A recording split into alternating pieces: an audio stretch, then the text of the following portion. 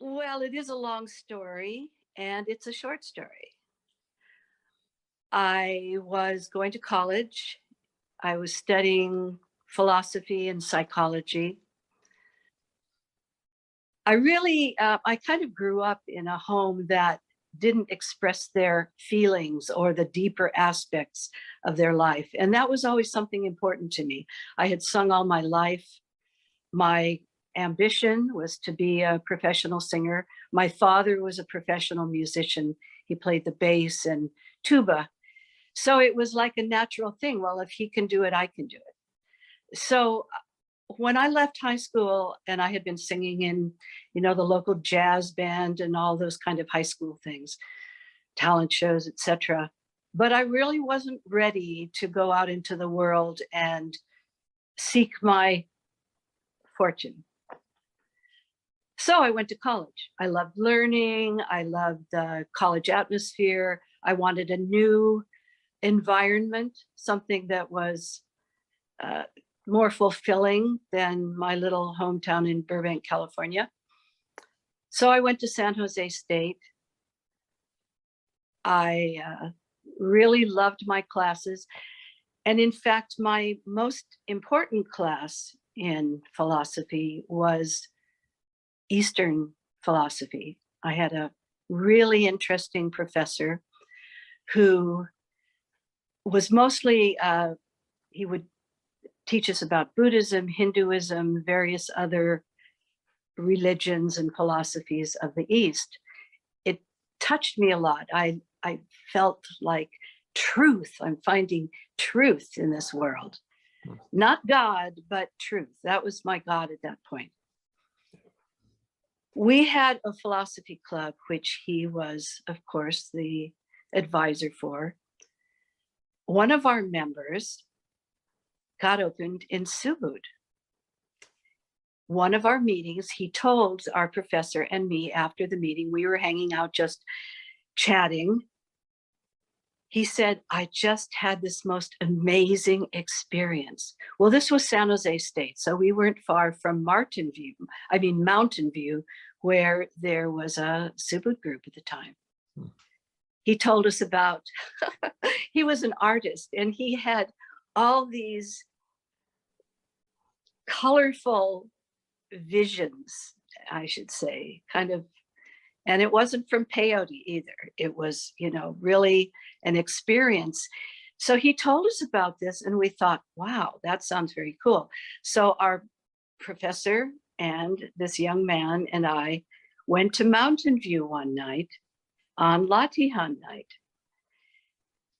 We visited with several women, older at that time, who, when I saw them, they had this beautiful silvery hair and I saw halos over their head. Seriously, I went, whoa. Huh.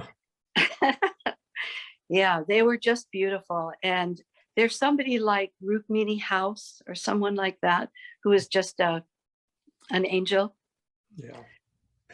Well, I was, I think, 20 years old. I wasn't really ready to join something like subud. So I kind of lived my life, as it were, and I was living in San Francisco. I had left college. I actually didn't graduate. I left college. I was ready to get into the music business. Because when I was at San Jose, I was at San Jose when Jerry Garcia was there, Paul Kantner, all these people from these bands, who would form bands. What year was this? This was 60, well, I went to college in 62. I was at San Jose in 62. So around 63, 64, I was singing with a local guy whose name was Geronimo. And, my old name was Sherry Snow. So we went by Sherry Snow and Geronimo. And we used to sing in pizza parlors and things like that. But then several clubs were opening, the Pawn and some other clubs. So a bunch of us individuals, like I sang as myself as a folk singer. Jerry Jerry and Jorma Kaukonen, who was then Jerry Kaukonen, and then they were all forming a band with Pigpen. Paul Kantner was singing with a guy named Rand, and they had a duo. So this was all kind of going on in San Jose. So it you know, and I hung out with a lot of these people. So I moved to San Francisco to move in with a bunch of musicians. We lived in the Fillmore district, which I think Antoine Predock was mentioning in your interview with him, that he'd lived in the Fillmore, which my parents were horrified that I was going to be in the Fillmore district. But actually, as he said, it was a great place to live. There was so much happening. And it was within walking distance of California Hall, where I was later opened. Anyway, of course, I knew about subud. I knew that there were some musicians who had been opened in, including Roger McGuinn, who was Jim McGuinn at the time. At least he was when he first started. We had lots of musicians coming through. He was visiting us one night, and he and I got to talking. We went into my room. I had a nice little sanctuary bedroom with all my lights and hippie cool things, and we were talking, and he was so real, so genuine, treated me just like a person, not like some, you know, female that I might get interested in or something like that. You know, he just treated me so genuinely. I was very moved by him. I knew that he was in subud, and something in me went, aha, subud, that's what I need. Because of course I'd been living with, you know, I was in the music scene, I was in the hip scene and smoking dope and all that kind of stuff. But I knew I wanted something. The reason as many people at that time got involved with drugs was because we wanted something deeper. We wanted to be touched in some way or opened up in some way. Well, I went to, oh yeah, there's another story. At this time, I had a job working for Parents Institute, which sold books to parents for their children, like encyclopedias and different books like that. So I was working, I forgot about this. I was working there in San Francisco. What we did is every morning we had a, excuse me, a kind of, what do you call it, session to bolster your excitement that you're going to go walk out on the streets and knock on doors to. So you were being motivated every morning. I joined, went to the meetings. Everybody got a driver. So you had a driver that had been with the organization for a while. They drove you around from street to street. You sold your books, blah, blah, blah.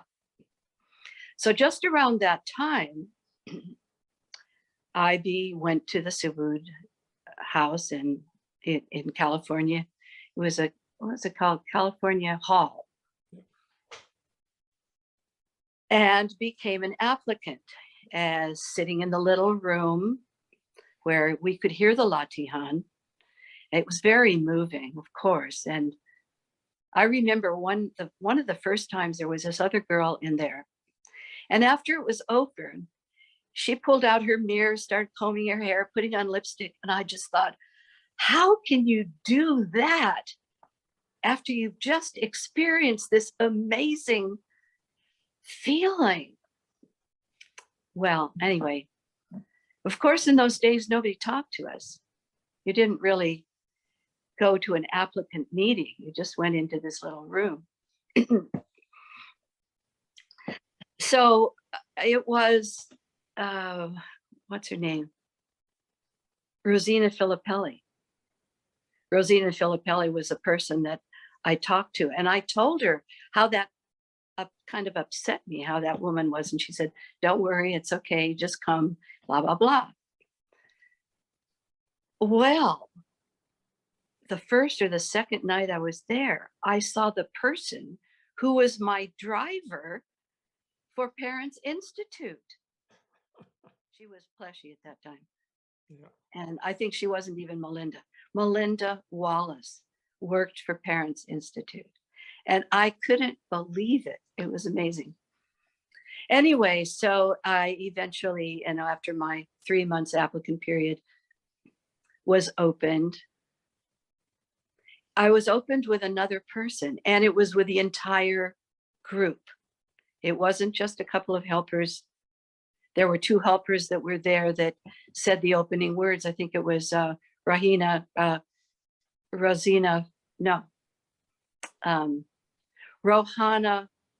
Taramina opened me, and one other woman. I didn't have lights flashing or anything like that. It was, I think I would have been better in a smaller group with on my own because there were actually 2 of us being opened. But I did feel quite calm and peaceful. I kept coming. Eventually, my cousin was opened, and we were living together. Well, he had sparks for sure. He had fireworks.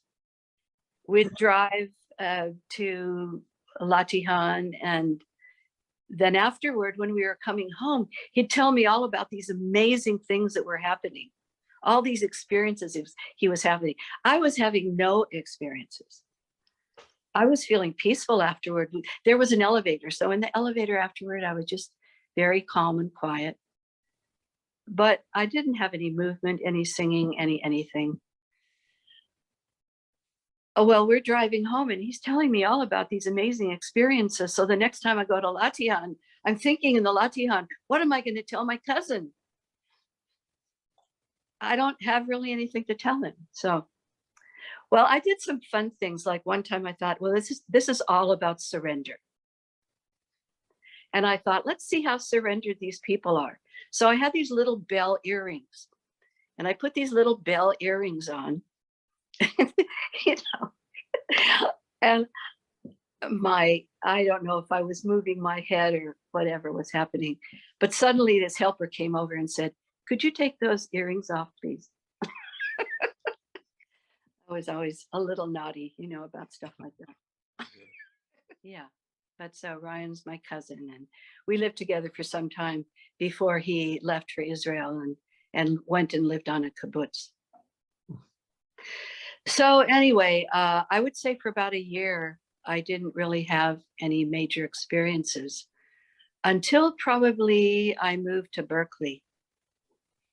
And because I left San Francisco, I was living in Berkeley. They were doing Latihan at the ballet studio there. And I started having some experiences, and one that was really absolutely amazing. I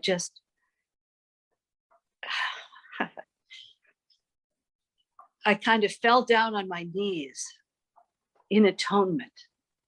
And I felt this shroud, this like white cloth just covering my body.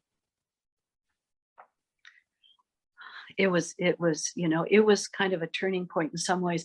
I know that before that, I did start saying Allah in Latihan. When I joined Subud, I considered myself an atheist. There is that.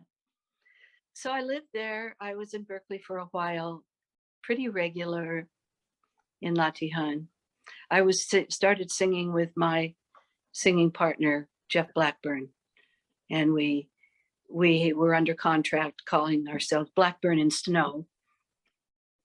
We moved to Marin County, and then they started, a lot of the people who lived in Marin who were going to San Francisco started renting a place, I think in Tiburon it was. Yeah. Yeah, it was a beautiful church. By the way, I meant to tell you that when I was in San Francisco, of course, I wasn't in the in crowd, of course, at the beginning. I was kind of stood against the wall in that hallway with some of the musicians talking about music and looking at all the very straight people in their suits